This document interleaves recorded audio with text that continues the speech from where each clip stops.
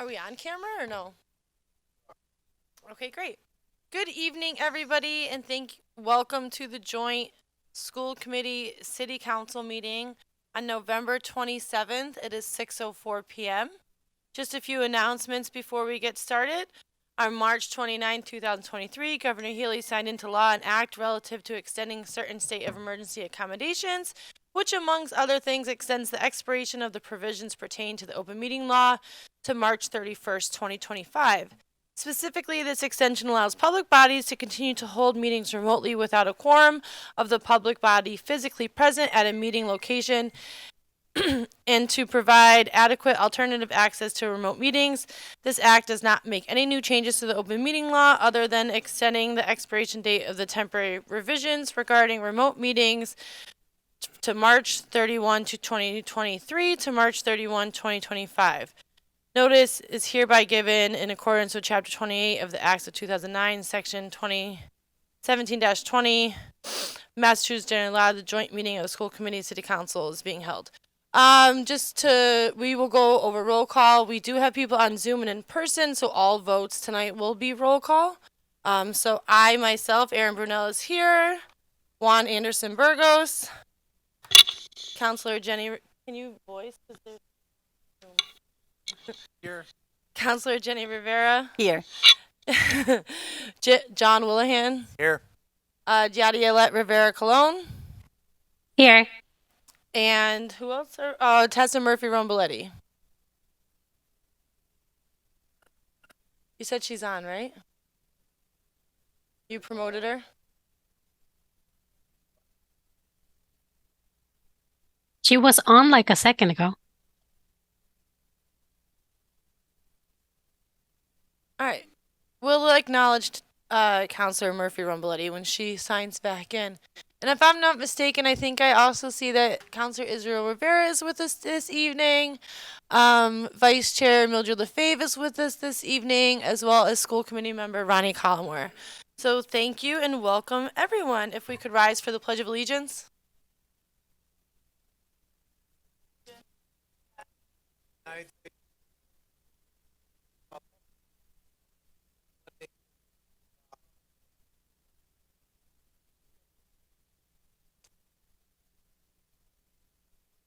All right, moving right along to new business. Item number 1 on our agenda, we have an order filed by Councilor McGee that the joint committee of the school committee and city council invite the receiver to discuss and provide information on the financial literacy programs currently happening at both high school campuses. I will turn it over to you, Mr. Soto.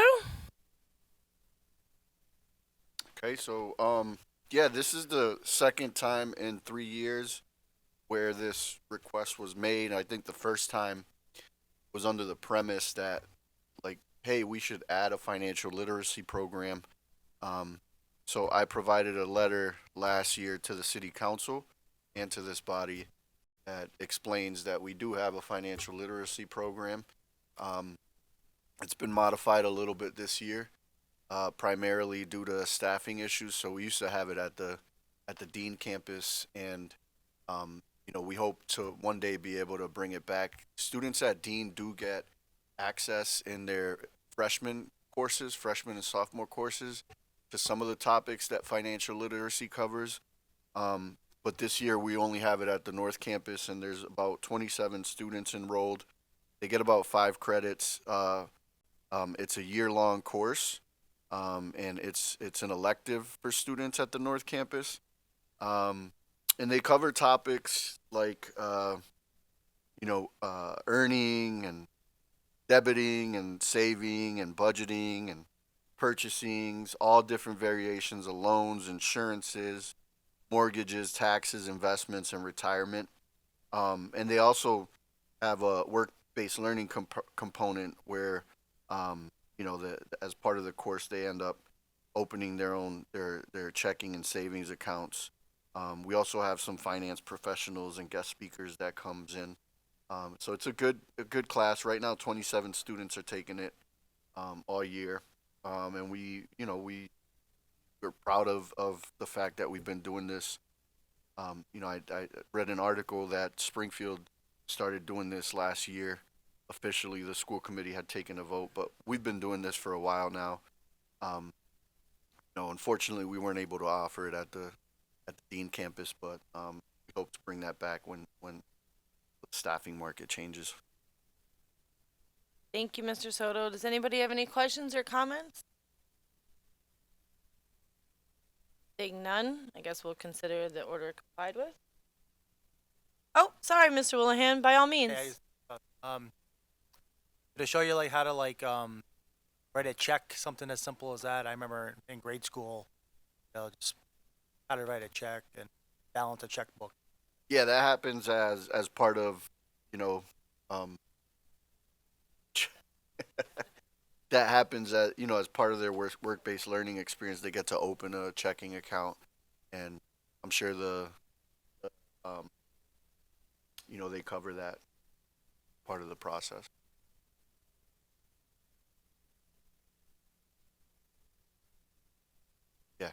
All right, thank you. I just want to acknowledge that Councilor Murphy-Romboletti has joined us, so we have full attendance. Thank you very much.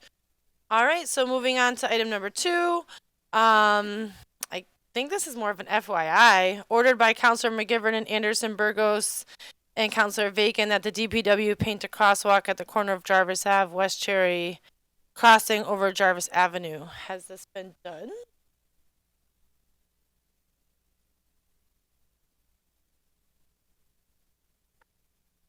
I am, honestly, I'm not sure why this is even on the agenda. Well, yes, it is because it's in front of the school. So right. DPW would have to paint the crosswalk, but it'd have to go through the school, if I remember correctly.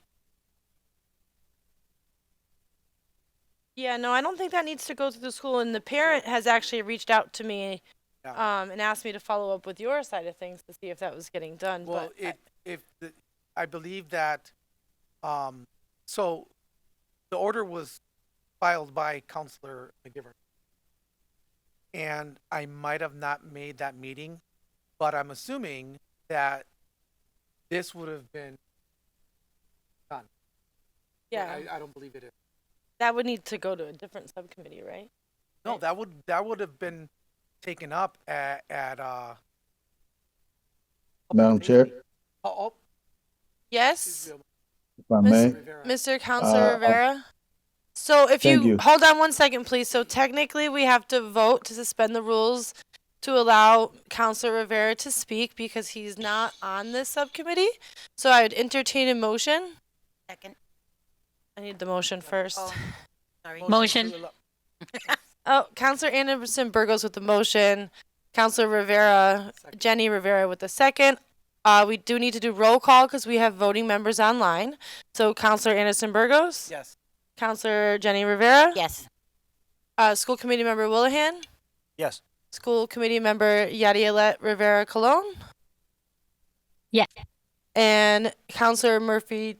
I am tongue tied today, and I am a yes as well. So unanimous. Okay, sorry. Councilor Israel Rivera, by all means. Thank you. I appreciate that.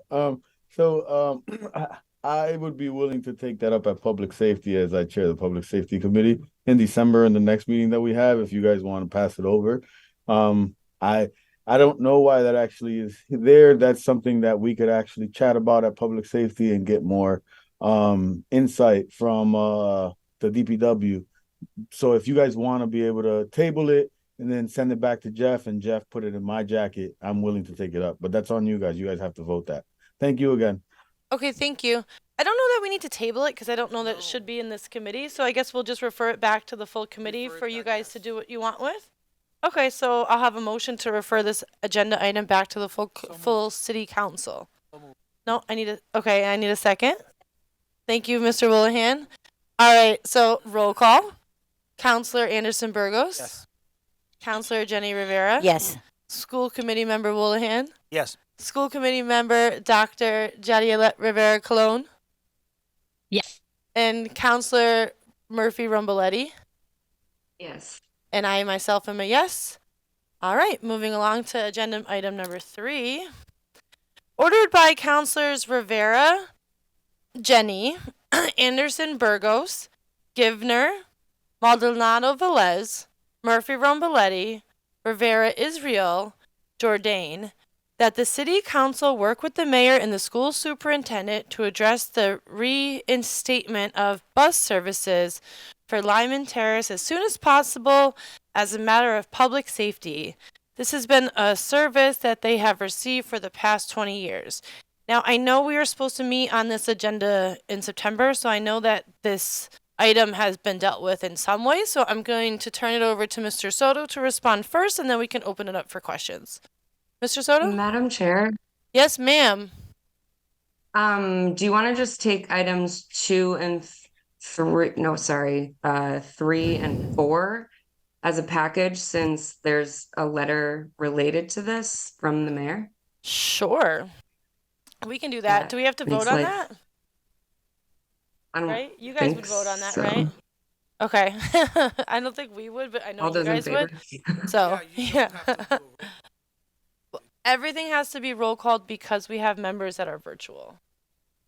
So, that being said. So we're gonna vote on combining items number 3 and 4 and taking them up as a package, being that they have to do with the same topic. So, Councilor Anderson-Burgos, Yes. Councilor Jenny Rivera, Yes. Mr. Willihan, Yes. Ms. Rivera Colon, Yes. and Ms. Murphy-Romboletti. Yes. And myself is a yes. Okay, thank you. All right, so we can take both of those up. Item number 4 is a letter from the mayor regarding the school busing services. I don't believe Mayor Garcia is with us this evening. So you guys who are online can access the letter by clicking the blue item on the agenda. I can't because my internet's not working. Do you have it up on your computer? Can I read it, or do you want to read it? Want me to read the whole memo? I can. Sure. Thanks. All right. It is dated September 5th, 2023, from the mayor to the city council, and it reads as follows. Honorable City Council, I understand there's a discussion coming up regarding busing services at Lyman Terrace. I want to bring forward some clarifying points to go with the previous communication I submitted, along with 2 options I may introduce you in the very near future contingent upon the direction the city council wants to go. First, no money from transportation was reallocated. From the school budget hearing and from what I have reported in my past budget narrative to the city council, transportation costs have increased significantly by about $728,000 for FY24. The school department budget included funding for 22 large buses and 27 minibuses, which is the same number of buses we have had on the road for previous fiscal years. However, as part of the rezoning process, boundaries were redrawn, students were reassigned, applying the existing transportation policy to the new boundaries, which includes a review of hazard zones across the city. Some schools got hazard zones added, others were removed based on the infrastructure in place at the time of review. Some schools got more buses and others got fewer buses depending on the number of students eligible for transportation living outside the mileage thresholds in accordance with the existing policy. For example, all elementary students that used to walk to Sullivan now get bused to McMahon because Sullivan is now only educating grades 6 through 8. Funds were not reallocated, but used to be able to provide transportation for all students eligible in these new boundaries.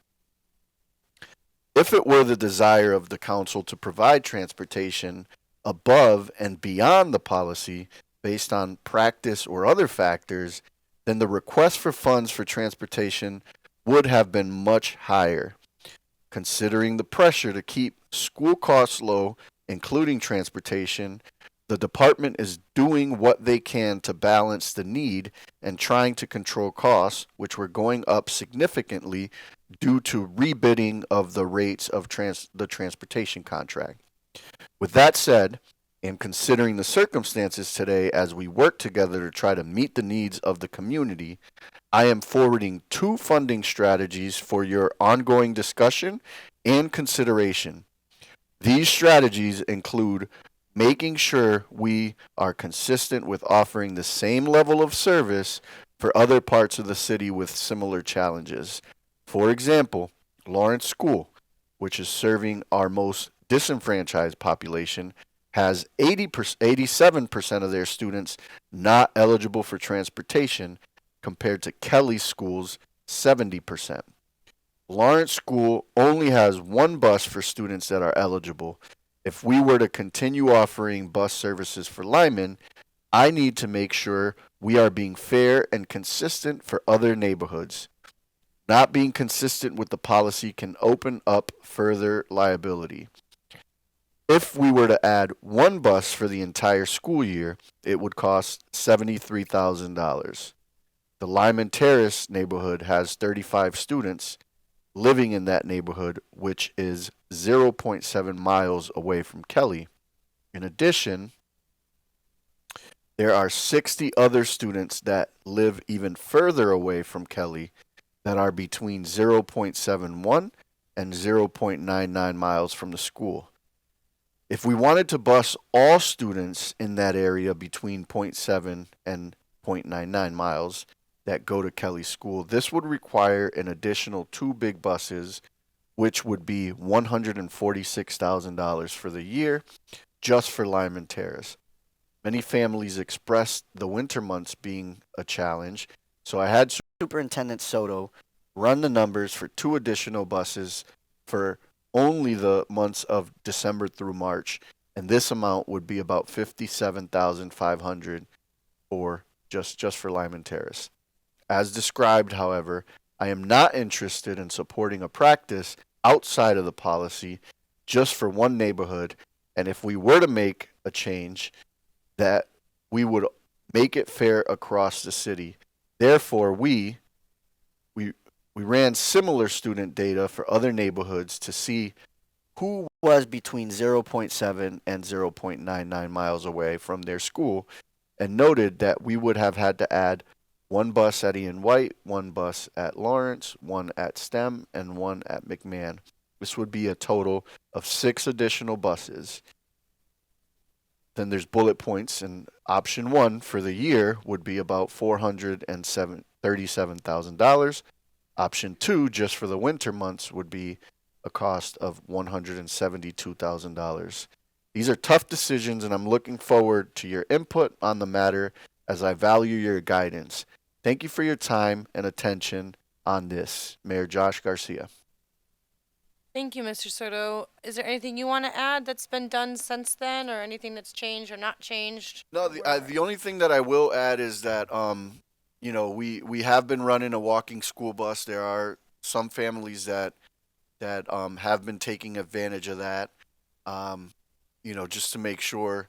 I did the walk myself, and it's probably about a 10 to 11 minute walk. I actually did the walk with Miss Rivera as well.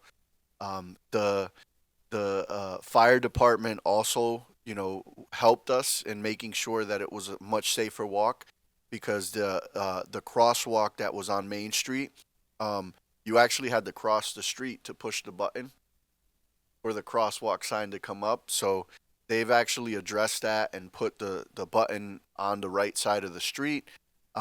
I can tell you from experience, from what I saw, I also walked it with the DPW superintendent, and we were able to take a look where the crosswalk lines were kind of worn out, and they repainted all of those lines, which made it much easier to see. And so I think there were some improvements made to make sure that it was a safe walk route. We have anywhere from 3 to 6 staff members at Kelly that are willing to do the walking school bus. So depending on the amount of students that are taking advantage of the walking school bus, which hasn't been many, I think anywhere from 2 to 5 is what we had been experiencing. If we have 5 students, one adult would be fine to make sure they're getting to school. If we had more, if we had a larger amount of students, then we would add additional staff accordingly. And so I think that those were some important steps that were made to make sure that students were able to walk safely to school. I know there was some, some press attention and talking about, there are some factors in our transportation policy that, I heard people talk about homelessness, people talk about violence, and people talk like those things are not in our transportation policy, right? We have a mileage threshold, we have hazard zones. We don't have things like the amount of violence in a particular neighborhood would qualify for a bus. And this has been a policy that, I have to say, like, it wasn't something that we implemented in the last 9 years. This has been a policy that has been in place for a very long time. And I know that, it could be difficult for anyone to understand why there was a change, right? There was a change because we went through rezoning and we evaluated all of our hazard zones. And we took a look at the infrastructure in place as part of that process, which is a commitment that we made. I heard from many city councilors. Well, let me take that back. I heard from some city councilors when we talked about rezoning. Well, is this going to increase transportation costs? So we took that feedback and we said, okay, we're going to evaluate to try to minimize the impact on.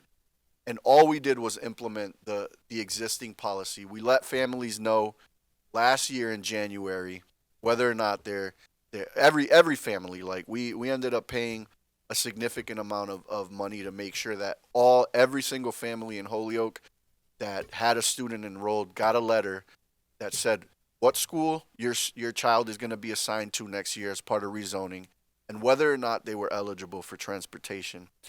So we tried really hard to make sure we got out in front and gave families enough time to let them know the impacts of rezoning. So in the example that was cited in the letter by the mayor, all of the Sullivan Elementary families that were going to McMahon or got a letter and it said your new school is going to be Sullivan next year and your child is eligible for transportation in accordance with the existing policy that is in place.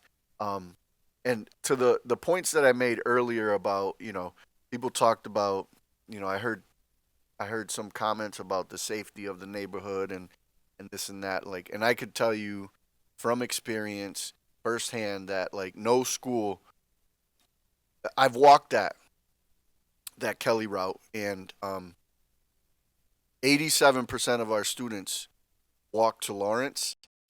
And when you talk about, homelessness and the things that some of our students have to see when they walk to school, there's no school in Holyoke that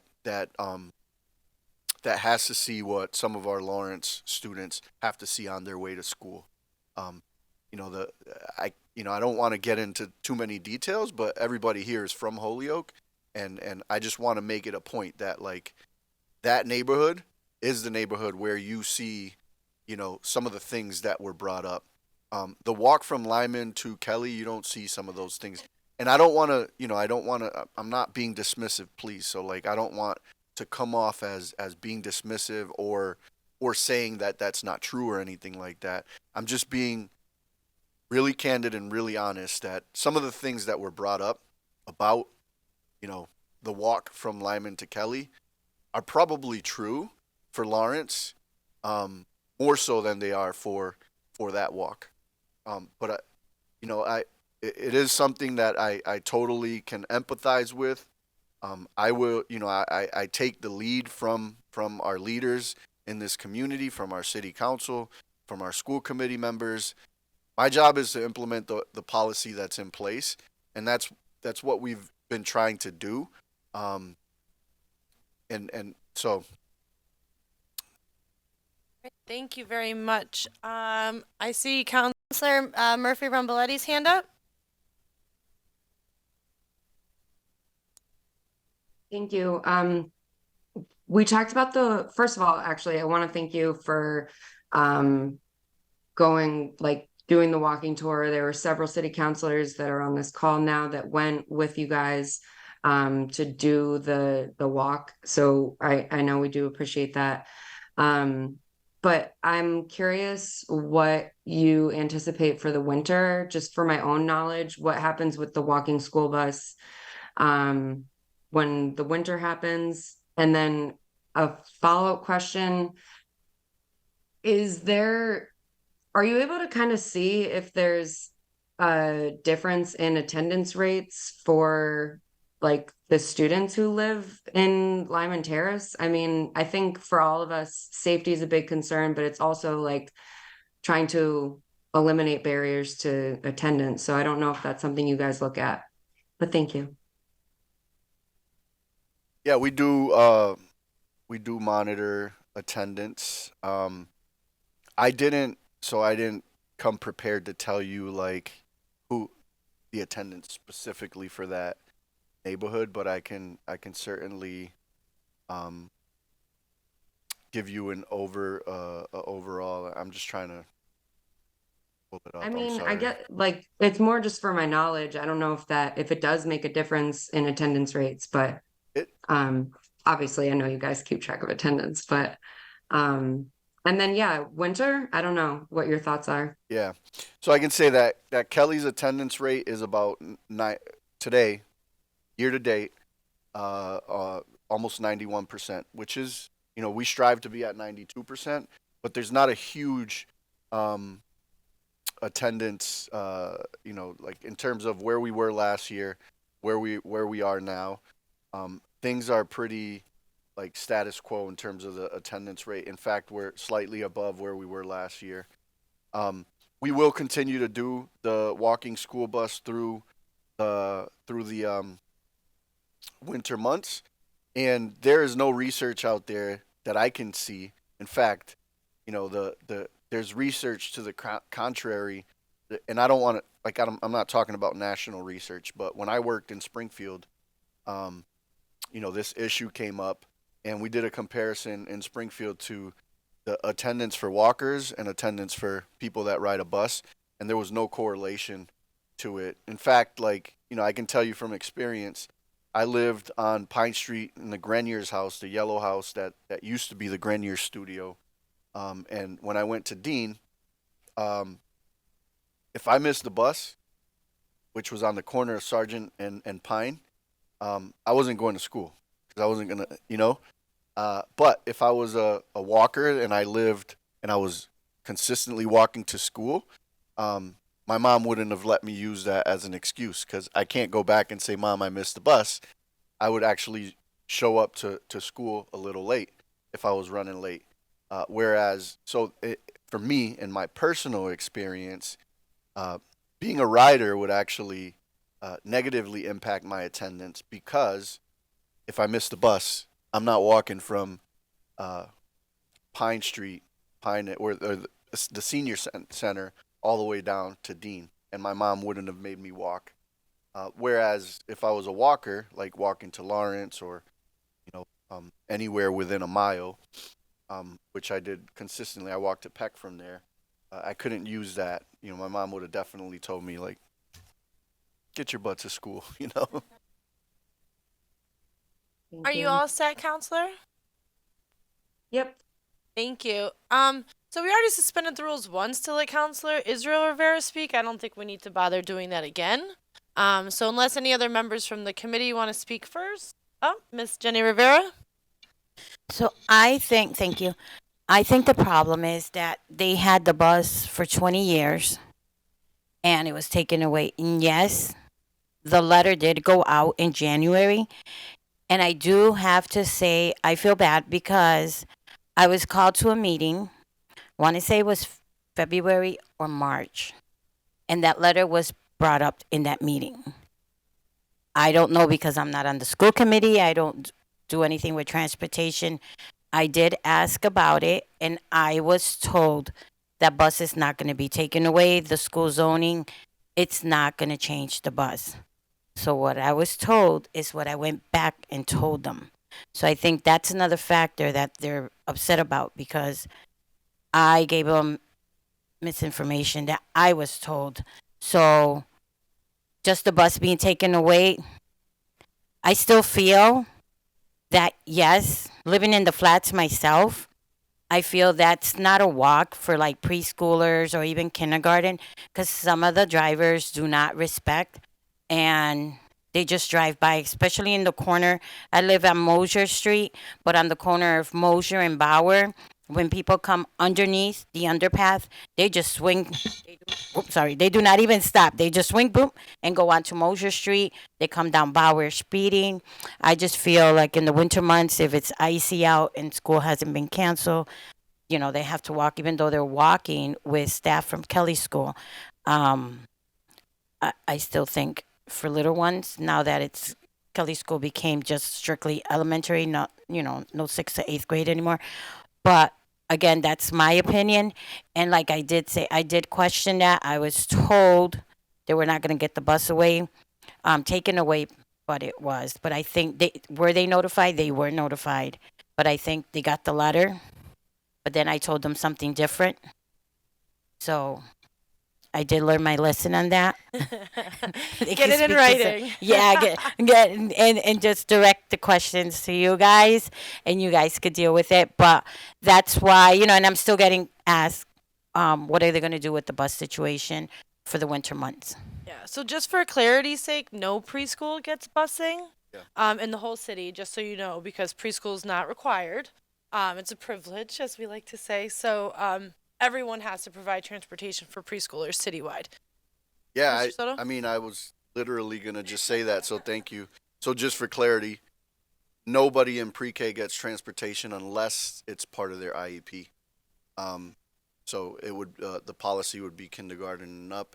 And then the other thing that I'll say to that is I too agree that kindergarten students shouldn't walk by themselves, right? Like I'm not telling families like your kid has to walk alone. The only thing we're saying is that they're not eligible for transportation. So I don't think that any family member is going to allow their kindergartner to just walk alone. But to mitigate that, and Hayes families are struggling with that. That's the whole reason why we added a walking school bus for that neighborhood, so that if for whatever reason a family member couldn't walk their child or drive their child or whatever the case may be, there's a staff member that they're familiar with, that they know, that they're comfortable with, that they're to walk them. Thank you. All right, Councilor Israel Rivera. Thank you. Some of the points I wanted to bring up kind of got addressed around attendance, around the fact that this is not middle school. They're younger, K-5. And I wouldn't just look at just Lyman. I would look at anyone within that radius that used to possibly get the bus, or could possibly take advantage of the bus, and then look at their attendance. Because it's one thing to like never have the bus, right? Like you said, if you never had the bus, then you're gonna find a way to get there because that's the way you're programmed. But if you had the bus and you had it for a long time, and then all of a sudden they take it from you, it impacts you in a way where, I don't know, I can't explain it because I always had a bus when I was a kid. And when I missed the bus, my mom made me walk to school from the flats. Like I couldn't get home. She wasn't playing that. I won't tell you that much. I see. At the end of the day, I think for me it's there's a policy in the school with attendance. So if there is no bus for them and there is attendance issues, where is the leeway or the lax for the parents that may be struggling with attendance issues due to possibly now the lack of transportation that they don't have? Because as much as we would love for all of them to walk their kids to school, I do see little kids walking by themselves, and it's unfortunate. It sucks sometimes to see. I'm sure they're not in kindergarten. They're probably like very, very small fourth graders or fifth graders. but at the end of the day, it's still it's weird because I went to McMahon School in the Flats and I took the bus. The bus is a luxury, yes, and it is a privilege, but it's an experience for kids that is irreplaceable. I don't know. It would have been weird for me to not have that experience, but I mean, this is where we're at now. I feel like I actually kind of forgot about it because it kind of fell off the radar. But just the other day, a parent that I work with the programming, he brought it up to me again, and he was like, "Hey, are they ever gonna give the bus back? Because I drop my niece off every day, and it's kind of annoying." Like he's like, I like to help her, and I want her to like go through that process, but like, I mean, I'm gonna do it regardless. But like, they really, I don't. Why did they take the bus away? And like, there is no communication for him as a parent too. He's an uncle, but now, in a sense, he's more involved in the family because he's picking up his niece now and dropping her off on a daily basis. And it's good, kudos for them that they figured it out. But at the end of the day, like attendance is impacted. And then there's a difference, I think, just to point out real quick, between equity and being equitable, right? And equality. I mean, there's a difference, right? When we're talking about everyone has to be equal and getting everyone to be on the same level, because some people are ahead sometimes, right? And that equalness is not necessarily equal. And I just want to just put it out there and make sure that we remember that in the process, because as much as we want to be fair to everyone throughout the whole community, the reality is that not everyone is living in the same fair circumstances throughout the whole community. So some of them might need a little more help than others. It's unfortunate, but the reality is that's what it is. And thank you for just being able to express that. Thank you. Thank you, Councilor Rivera. I'd just like to point out that transportation is the one thing that is funded from the city council. So if you guys want to take this up somewhere else in your council and provide the funding, we would be more than honored, I'm sure, to figure out a way to put that money to good transportation use. Okay, I see our vice chair, Mildred Lefebvre's hand up. So I would need a motion to suspend the rules to allow Ms. Lefebvre to speak, please. Thank you. Moved by Councilor Anderson-Burgos, seconded by Mr. Willihan. Roll call.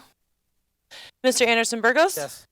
Councilor Jenny Rivera? Yes. School Committee Member Willihan? Yes. School Committee Member Dr. Rivera Colon? Yes. Councilor Murphy-Romboletti? Yes. And myself is a yes as well. Welcome to the meeting, Ms. Lefebvre. You have the floor. Thank you and good evening, everyone. Okay, so let me give some clarification on this whole situation.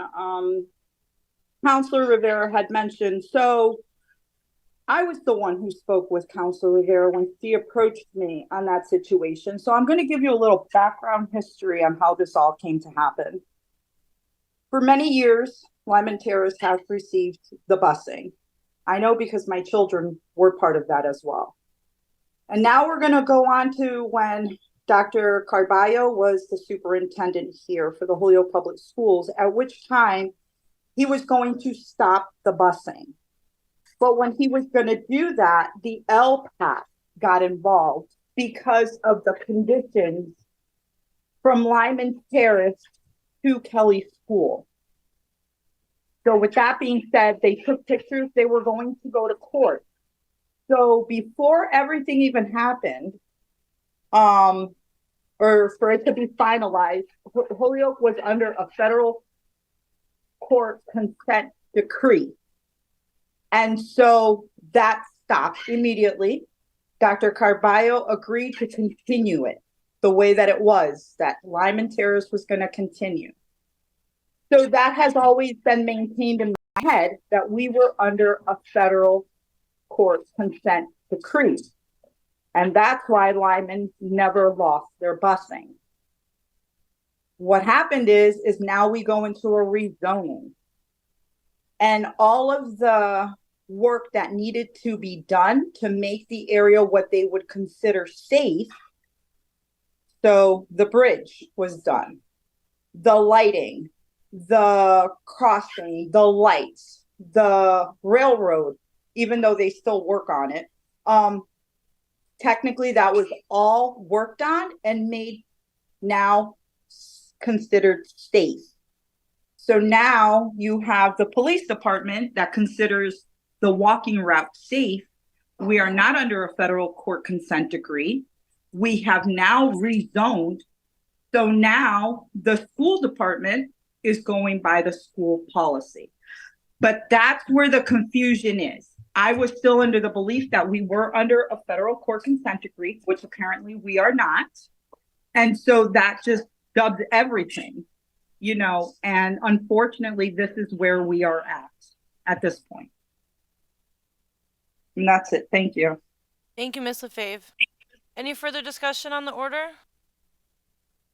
So to be clear, we're not amending anything, school policy, we're not providing anything at this time. So let me see exactly how this is phrased. So I guess city councilor work with the mayor and the school superintendent to address the reinstatement of the bus services. So we're not doing that. So how do we want to phrase this? I would just consider motion complied with. Okay. Oh, sorry, Mr. Soto. Did you want to say something? Great. Okay, so we'll consider the motion, the order complied with? Yes? Second. All those in favor? Aye. Aye. Okay, I don't think we need roll call. Go ahead.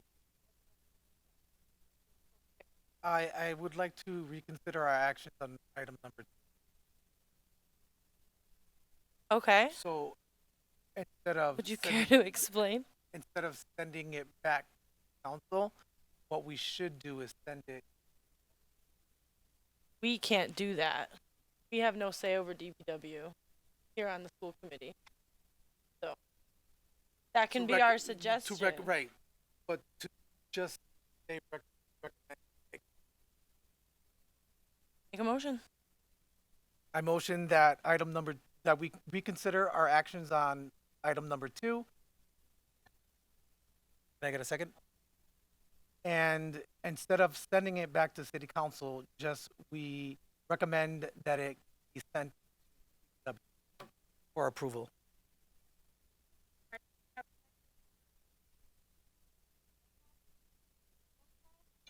Excuse me, my mic was not on.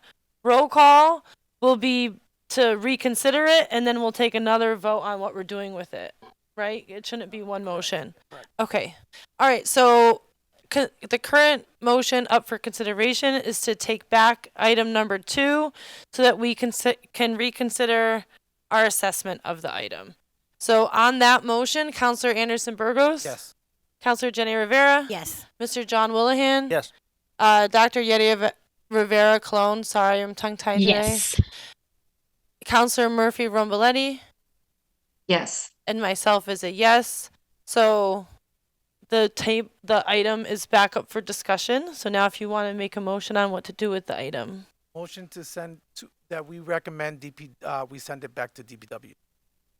So the motion is to recommend that with the referral back to city council that they recommend it for approval to DPW. Correct. Okay. Second. Seconded by school committee member Willihan. So roll call on the motion. Councilor Anderson-Burgos? Yes. Councilor Jenny Rivera? Yes. School committee member Willihan? Yes. School committee member Dr. Rivera Cologne? Yes. Councilor Murphy-Romboletti? Yes. And I myself am a yes as well. Thank you, Councilor Burgos. Moving on to number 5. Ordered by school committee member Aaron Brunel that the joint committee review our Zoom policy. So I brought this up at school committee because the city council sets our technology policies basically. And Zoom has recently revamped, if you will, their what you're accepting by agreeing to join a Zoom meeting. So it was my belief that we should make the public more aware of what they're consenting to by joining a Zoom webinar. Particularly, as we all know, for city government purposes, the meetings are being recorded. but I believe Zoom also holds that right to record. And then I read something crazy about AI. So I just thought that this should probably be taken up by city council. I'm not sure what subcommittee exactly, but that they review the legalities around Zoom being the public communication platform we use for webinar meetings. So that was my thoughts. That's why it's here. I don't know if anybody else has any thoughts or considerations or discussions. If not, I would entertain a motion that we refer this to, I don't know, you report it out and then see where the council wants it to go, or do you have a particular subcommittee at council who reviews policy? You don't have a policy subcommittee, right? You have an ordinance or something? Would it be charter and You rules? could refer it to the law department, maybe. Yeah, I don't really know. I think at this point it should be referred to the law department. Okay. All right. Councilor- that's So we'll let Murphy-Romboletti, not the subject. Councilor Murphy-Romboletti on the motion, Second. and seconded by Councilor Anderson-Burgos. Sound good, folks? Any discussion on the motion? No? Oh, sorry, Mr. Willihan. Thank you. I think maybe the city council administrative assistant should maybe get his opinion on this policy, the do's and don'ts. I think he's probably familiar with it because he's the techno person Yeah, on there. have So him I wait. would value his opinion on this. Thank you. So are you asking to rephrase the motion? I don't know if I have to do that. I think maybe he should just be They should probably just all talk about it together. Yeah. We'll follow part follow of the- y'all's lead. part of the discussion. That I would Okay. encourage that. Thank you. Okay. Who seconded? Did you want to speak on the discussion, Councilor Burgos? No. All right, great. Any other discussion? I do. Oh, by all means. School committee member Dr. Rivera Colon. Thank you. Since we last talked about the issues with Zoom and their AI, they have updated their terms of service, stating that they do not use any audio, video, chat, screen sharing attachments, or other communications like customer content, like if you use poll results, the whiteboard reaction, or any of that data to train their AI. So I know that that wasn't in the original, and when we talked about it, it wasn't there yet. So just a little bit of maybe stay tuned in general, but at least they did state that they're not using the data from the meetings. Just an FYI. Great, thank you. That is good information to have. I just, like I said, with legal's opinion, should we be disclosing to the public, right, what they're agreeing to? Like, should it be posted somewhere? So thank you for that information. All right, so on the motion, we'll do a roll call saying no further discussion. All right, great. Councilor Anderson-Burgos. Yep. Councilor Rivera Colon. I'm sorry. Councilor Jenny Rivera. Yes. I'm so sorry, you guys. School committee member Willihan. Yes. School committee member Dr. Rivera Colon. Yes. Councilor Murphy-Romboletti. Yes. And I myself is a yes as well. Wonderful. Thank you so much. All right, moving right along. Item number 6, this was actually filed by myself, seconded by Ronnie Collmore to refer over to this committee as well, just to discuss a little around our homeless and drug use around our schools. This kind of really ties back into our conversations around busing as well. So I took it upon myself. I was discussing this with the receiver and the mayor. So I was able to have a meeting with the mayor, and he brought in two wonderful captains from the Holyoke Police Department. And some of the things that came out of that meeting, it was we connected those officers with the principals at the schools that do walking school buses. We were encouraging auxiliary police officers to volunteer, because they are volunteers, to be assigned to the walking school bus routes, being that if they're able to see what our students, staff, and family are seeing, maybe they'd be more apt to help find solutions, right? Because, a lot of people travel the main streets, but they might not travel the side streets or the alleys or whichever ways the students walk. So that was a good connecting point. And then one of the things that's happened so far, and I will reach out to confirm it's still happening, is they're supposed to be doing morning sweeps around particularly Kelly School, Lawrence School, and Morgan School at the end of the night shift, which is, I believe, 7 a.m., and the start of the morning shift, to make sure that they're both going by the schools to ensure that no one is sleeping on school grounds or near school grounds or on the walking paths or things of that nature. They've also removed the PVTA bus shelter on Cabot Street between Maple and High. And then they've also removed the shelter, not the bus stop. There's still a bench there, but the overhead shelter piece from the Maple Street bus stop as well, which just helps with people hanging out there. So I brought this up mainly because as a school committee member, city safety isn't always top of mind, but it really does affect our students and families. So, how can we as a city, how can we as a joint committee, how can we as elected officials or as adults help to better serve our community by making sure that at least we're starting with our school zones and expanding from there on how to provide a better community as a whole for our students. Mr. Collymore, did you want to add anything? Okay. All right. Mr. Soto. Yeah, the only thing I'll add is that we're also in the process of procuring a security guard.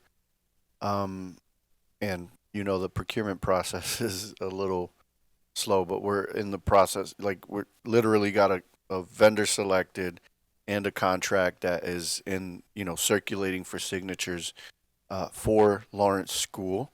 And the security guard, because that's where, my humble opinion, that's where, we have had instances where people are sleeping, on the sidewalk of the school where there's hangouts. They're not going to be doing any type of security like throughout the school or anything like that, unless asked, like a door was left open or an intruder or anything like that. But they are going to be doing sweeps. They'll have a spot in the main entrance because when they're not sweeping around the building to just make sure people that shouldn't be hanging out aren't hanging out, they need a place to post up. So they're going to be in the main entrance in the hallway. So that is just another added measure that we want to make sure we implement. The library had done something similar, and we've seen Library Park. Yeah, the Holyoke Public Library had hired a security company this past year, and there's been a noticeable difference in that park of people just not hanging out, not sleeping, stuff like that, which is very, very welcomed from our Lawrence families and our staff over there at Lawrence. I also had mentioned something to the mayor, and he happened to introduce me to somebody with the PVTA, and so our maintenance staff got us quotes on privatizing the fencing around the playground at Lawrence School, whether it be that we're going to hang mesh, which is like what you see at the old playground at Metcalf, or if we could like weave the vinyl strips through.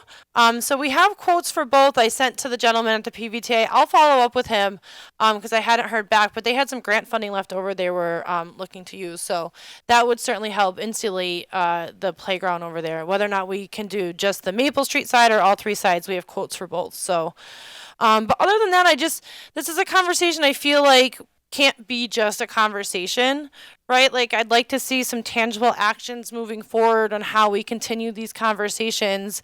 Whether it be we establish a committee with some community police officers to discuss the issue, or, what are our nonprofits doing? I feel like the city council is a little bit more in tune with what the city as a whole is trying to do to curb our drug use and homeless problems. So I would like to hear from some of the councilors as to what the city might be doing and how we as a subcommittee can work together to move this agenda item forward.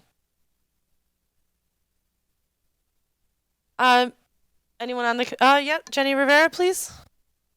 So let's go back to this order right here, which is perfect for a conversation I had today. I actually, on the weekend, I was reached out to from a concerned citizen when she walks her child to the school, and it's at the bus stop of so it's not just a school, it's it's at the bus stop, the corner of Dwight and Pine. So she says they see a lot of drug use. 2 weeks ago, I guess there was one doing the drug use, fell to the ground after he did it, and the kids were all looking at them. And then not only that, they're asking for the parents for money, and they're there early in the morning when the kids are waiting for the bus. When the parents go pick up the kids in the afternoon, they're still there doing their things, asking for money. So I did reach out to Dean Santiago, transportation. So he said it was, something that's happening through all of Holyoke. That's his hands are really tied on it. And then I had another parent with the same situation, but that child goes to charter school.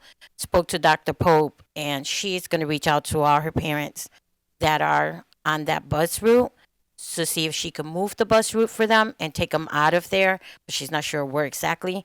But I did speak to Chief Pratt, and his words to me today was like, I'm on it. I'm going to take care of that immediately. So to what I understand before, I don't see it happening anymore, but they were supposed to be driving around, and if they're seeing a homeless with the carts from Stop and Shop and all their stuff on it, they're supposed to take it away. But I'm getting them parked in front of enlaces, so I'm dealing with it like on a daily basis too. So our hands are tied with that. Yeah, Captain Cruz was the gentleman from the police department that we had met with, and I have his email, so I'll CC you on email with him, and like maybe we could get together with him like quarterly to bring up like, okay, well, what localities are hot spots, so that way we can ensure that they're focusing on those, and like we're trying to do our ward meetings again and like bringing police officers into those kinds of meetings so that way they can hear, because if we don't get the information back, right, then it can't be dealt with. So I'm sure, like you said, as soon as you told Chief Fry, he said, I'm on it, right? So like we have to know about these hot spots. Moving a bus stop is certainly not the solution because it's just going to follow, right? It's just putting a Band-Aid on the problem. So, all right, folks. So if we could have another motion to suspend the rules to allow Ronnie Collmore to speak. So moved. So moved by Councilor Anderson-Burgos, and then I need a second. Second. Second by Councilor Jenny Rivera. On the motion, Councilor Anderson-Burgos. Yes. Councilor Rivera. Yes. School Committee Member Willihan. Yes. School Committee Member Dr. Rivera Colon. Yes. Councilor Murphy-Romboletti. Yes. And I myself are a yes. Mr. Collmore, you have the floor. Thank you very much. A question to the superintendent. You talked about a security guard at Lawrence School, and you were looking into it through the legal process. Is that specifically for the Lawrence School, or can we make it in general a security guard to visit other schools and look at situations and see if we need any more security guards, or are we happy with what we got at Lawrence School?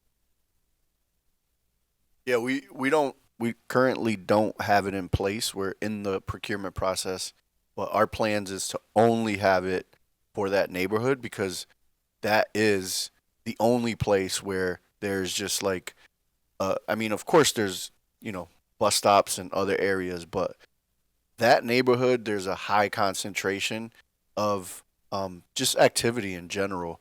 We don't have that level of activity in any one of our other schools. Not Kelly, not Morgan, not Holyoke High. None of our other schools have the level of just activity in general of the things that are on the agenda here than Lawrence. So no, we don't have any plans to add security guards anywhere else. And again, it's not security guards that are going to be like, policing the hallways of the school, unless like, hey, that door was propped open. They'll go check it out, make sure it's locked, stuff like that. But it's really to just walk the building, make sure, if they see something, they're getting, because they're not law enforcement. They're contacting law enforcement and making sure that things, there are some things that you can just move along, like, hey, you got to move along.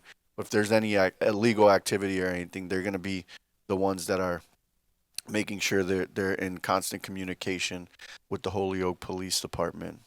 And we at our high schools, we already have school resource officers. So we have one at Holyoke High and one at the North Campus. And Sergeant Jonick, I want to give him a shout out because I've actually tried to see if we can get from the police department at our middle schools, just based on the amount of calls that they get, and we want families to feel a little safer too, right?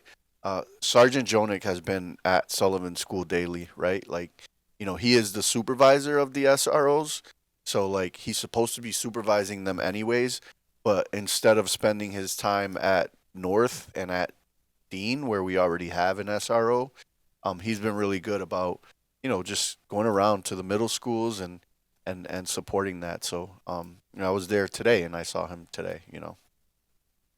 Thank you very much. All right, thank you. Any further discussion? Councilor Israel Rivera, I saw your hand up, but I don't see it now. Feel free to raise it back up if you wanted to speak on it.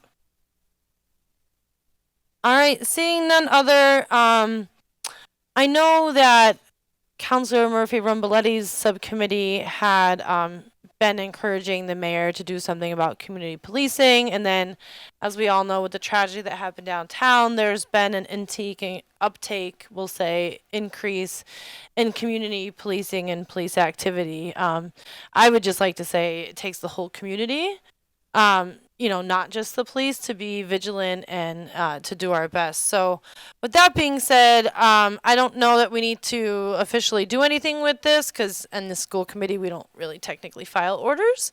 But I would just basically like to see this.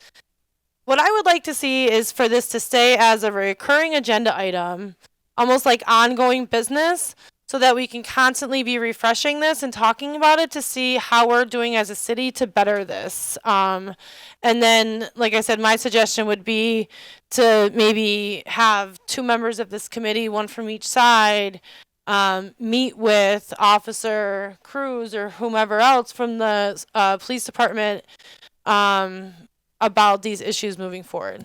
So that's what I would like to see if anybody wants to make a motion on that. So moved. Wonderful. Thank you, gentlemen.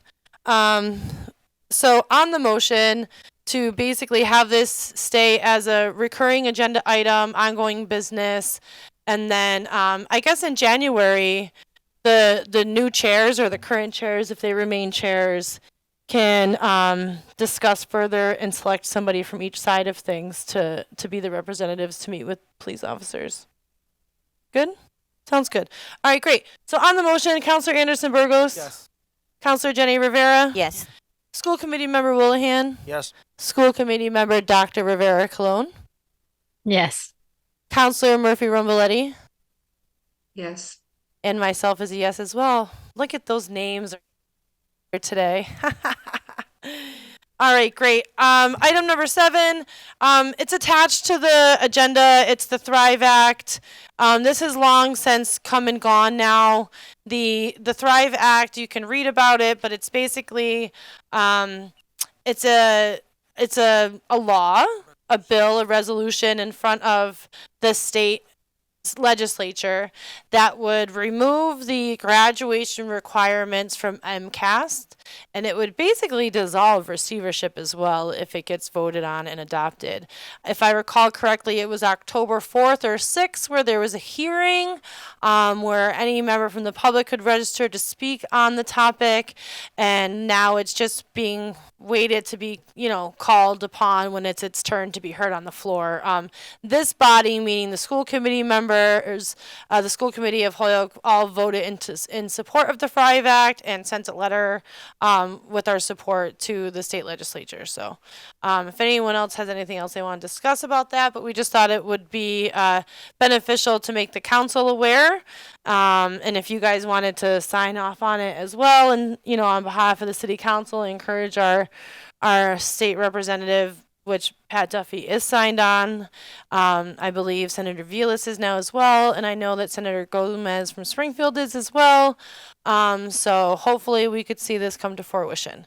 I saw Mr. Willihan's hand. No, you're all set? All right, great. I don't see anybody online. Again, there's really no action needed to be taken. It was just more of, FYI. We thought we should share, so it's complied with. All right, item number 8 is just to vote on the meeting minutes from, is that from June or from April? From April 6, 2023. I'll entertain a motion to approve the minutes. Motion. The motion by Dr. Rivera Colon, seconded by Councilor Anderson-Burgos. Any discussion? Seeing none. All right. Roll call. Councilor Anderson-Burgos. Yes. Councilor Jenny Rivera. Yes. School Committee Member Willihan. Yes. School Committee Member Dr. Rivera Colon. Yes. Councilor Murphy-Romboletti. Yes. And myself is a yes as well. That's unanimous. Seeing no further items on the agenda, I will entertain a motion to adjourn. To adjourn.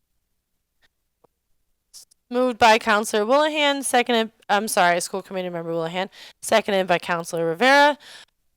There is no discussion on this, so therefore we will vote on it. Councilor Anderson-Burgos. Yes. Councilor Jenny Rivera. Yes. School Committee Member Willihan. Yes. School Committee Member Dr. Rivera Colon. Yes. Councilor Murphy-Romboletti. Yes. And myself is a yes as well. Thank you all very much. We will see you in the new year.